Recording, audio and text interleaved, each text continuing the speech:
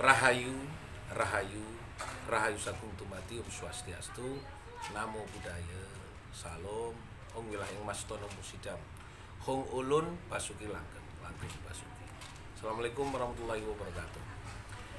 Pemirsa Cahaya Batin, hari ini kita mau ngobrol hampir bisa 3 sesi, tapi kita akan potong 10 menit biar nanti agak panjang. Saya kebetulan saudara saya dari Kalimantan, Abah Dedi, jauh-jauh dari Kalimantan. Jadi ingin sama-sama kita menghadapi alam semesta yang seperti ini bentuknya. Masih banyak pertanyaan-pertanyaan.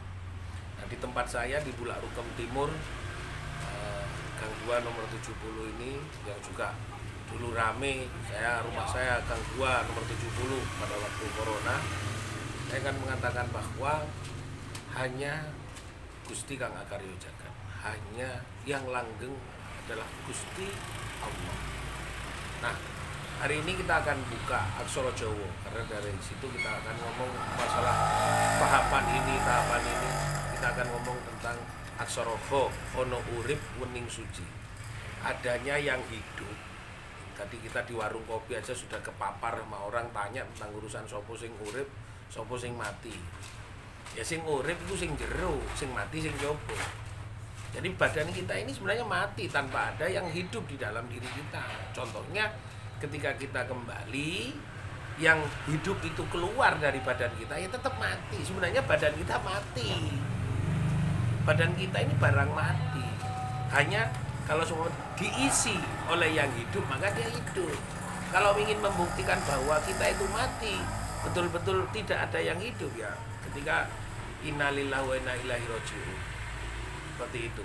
Nah, saya kepingin ngomong Mas Dedi, bagaimana sih perjalanan Mas Dedi sekian lama itu sudah melihat banyak orang-orang yang kadang-kadang masih bertanya-tanya tentang piye iki sakjane urip wong iki sudah paham betul apa enggak, apa kita sudah capek sebenarnya menjelaskan tentang kahanan yang urip, masih ditanyakan kamu kelompok mana, dari mana, siapa kamu dan begitu. Monggo Mbak Dedi. Terima kasih Romo Taufik. Ya, tentang masalah kehidupan ini kan sebenarnya bisa dikatakan pribadi masing-masing. Pribadi masing-masing. Perjalanan diri masing-masing. Apa yang jenengan sampaikan waktu duduk di warung kopi itu sangatlah luar biasa. Manusia itu tidak akan pernah mati, dia akan terlahir. Dan yang mati itu pada dasarnya adalah orang. Orang ini apa? Orang ini adalah sifat-sifat keegoan. Kalau menurut daripada apa yang saya amati. Jadi orang yang tidak bisa menjadi manusia, menjadi semesta, itu adalah orang-orang yang mati, orang-orang yang buta.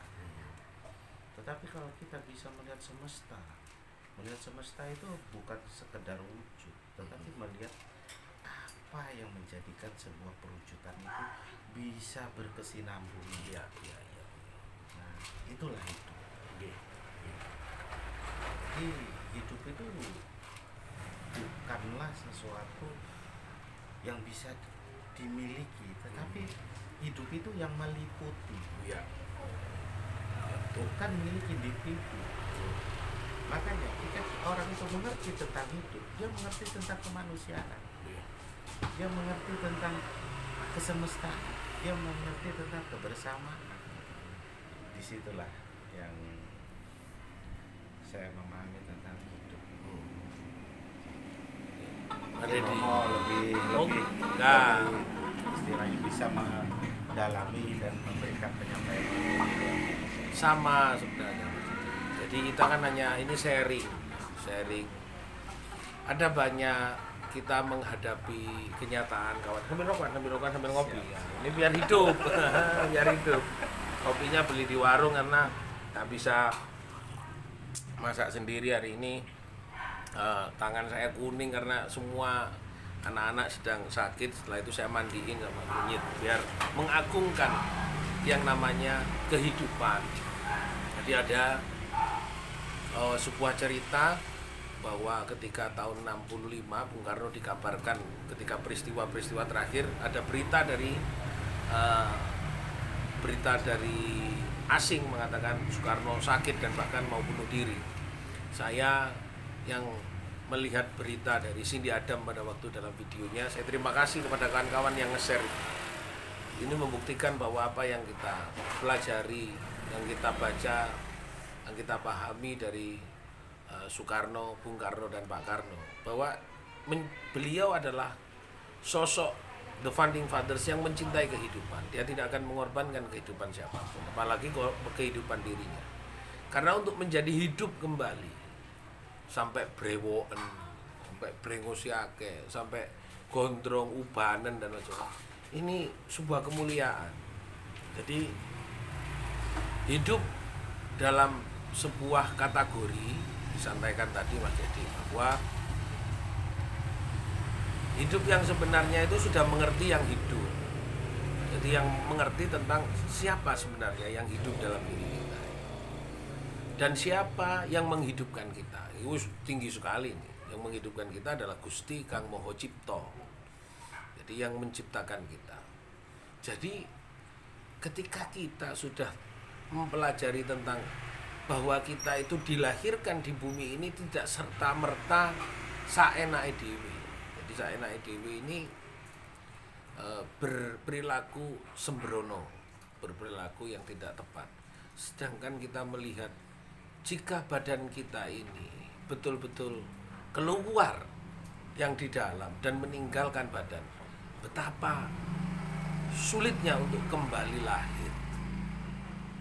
Inilah saya melihat ketika anak saya lahir, Ken Dedes dan Ken Sari yang kembar, itu adalah kemuliaan yang luar biasa.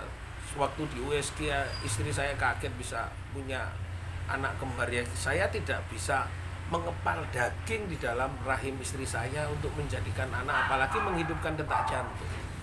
Nah, kenapa ketika kita sudah tua begini, Mas Dedi, saya sendiri, kok banyak orang yang mengabaikan detak jantung kita, mengabaikan badan kita, memasukkan barang-barang kotor dalam diri kita, obat-obat terlarang, minuman-minuman yang membuat saraf mata kita, saraf telinga kita menjadi bodoh. Kenapa itu muncul? Apalagi kita melihat bahwa untuk bisa hidup kembali kepada raganya Mas Dedi lagi dan kembali kepada raga yang seperti saya miliki, belum tentu di kehidupan kelak itu bisa seperti inilah, bisa kumpul. Nah, ini saya hanya mengingatkan bahwa agungkanlah badan kita ini, hormatilah badan kita ini. Jangan sampai yang di dalam yang bernama apa yang Mas Dedi kata nafsu, angkara murka itu menguasai raga yang mulia. Raga yang mulia ya raga kita, rogo ingsun. Karena ingsun ini, rogo ingsun ini sing nyiptakno Sang Hyang Widi, Sang Hyang Maha Cipto, Sang Hyang Maha Tunggal, Sang Hyang Maha Wenang, Sang Hyang Maha Welas Asih, Sang Hyang Maha Toyo. Jadi memang kalau tidak ada Tuhan yang kita yakini, Toyo itu Tuhan yang kita yakini, ya bagaimana kita bisa mengenal kehidupan.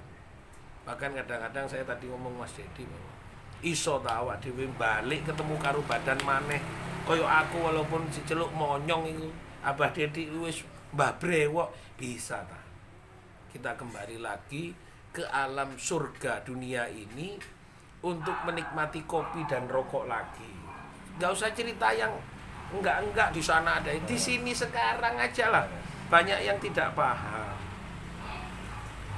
Hidup di dunia ini malah mukulin orang, nganiaya tetangga, ya toh, misui apa konco-koncone. Ya, kalau hanya untuk guyon nggak apa-apa sebagai percakapan kesaudaraan, tapi kalau memfitnah orang yang memfitnah Gusti, menghina orang itu menghina Sang Pencipta sendiri. Nah, mari kita sesi pertama ini Mas Dedi kita mengenal Hono urip uning suci.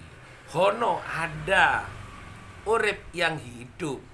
Wening dia tidak nampak karena bening. Dia kenapa tidak nampak lagi? Karena bening. Karena dia kesucian yang luar biasa ya Gusti itu sendiri. Jadi hono urip wening suci, hono itu putus dulu. Karena hono itu adanya yang di dalam nur. Wening karena memang bening gak iso ketok kaya banyu kali sing isine kotoran limbah nang ndine gak ono.